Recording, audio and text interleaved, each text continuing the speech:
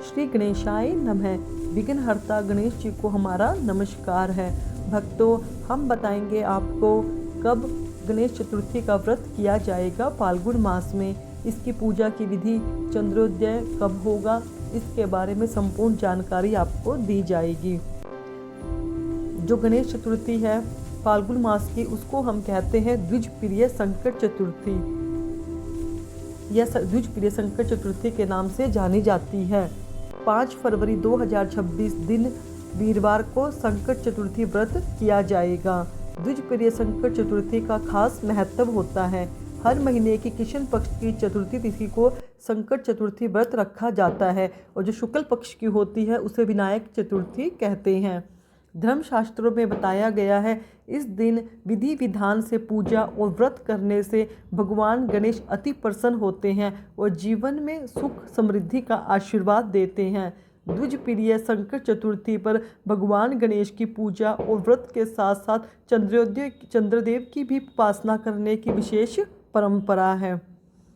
जो इस 5 फरवरी 2026 को रात 12:22 पर व्रत का दिन है, तो व्रत 5 फरवरी 2026 को रखा जाएगा उदय तिथि के अनुसार। जो ब्रह्म मुहूर्त का समय रहेगा वो 5:22 से 6:15 तक रहेगा। अभिजीत मुहूर्त दोपहर 12:13 से 12:57 तक रहेगा। इस साल द्विजप्रिय संकट चतुर्थी पर सुकर्मा योग भी बन रहा है। इस साल द्विजप्रिय संकट चतुर्थी पर सुकर्मा योग बन रहा है, जिससे इस दिन का महत्व और भी अधिक बढ़ गया है। 5 फरवरी को सुकर्मा योग सूर्योदय से लेकर रात 12:04 तक रहेगा। सुकर्मा योग को नई शुरुआत और करियर संबंधी कार्यों के लिए बहुत खास माना जाता है। इसके साथ ही इस दिन उत्तरा फाल्गुनी नक्षत्र रात 10:57 तक रहेगा। इसके बाद हस्त नक्षत्र शुरू हो जाएगा। इन योगों में की गई पूजा का फल कई गुना अधिक मिलता है। द्विजप्रिय संकट चतुर्थी पर चंद्रोदय का जो समय रहेगा, संकट चतुर्थी का व्रत चंद्रोदय को अर्घ्य दिए बिना अधूरा माना जाता है। 5 फरवरी 2026 को चंद्रोदय का सही समय रात 9:35 के लगभग रहेगा।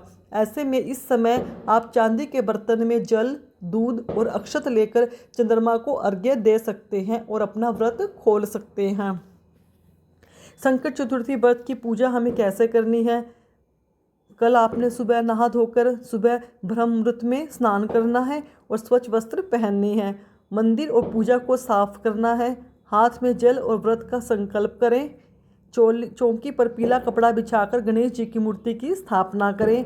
गणेश जी को सिंदूर, अक्षत, चंदन, फल, फूल और दुर्वा अर्पित करें। घी का दीपक जलाएं और मोदक का भोग लगाएं। संकट चतुर्थी व्रत कथा पढ़ें। गणेश जी की आरती करें। गणेश गजानन स्तोत्र का पाठ भी आप करें तो ज़्यादा फलकारी होता है। दिन भर फलाहार करें।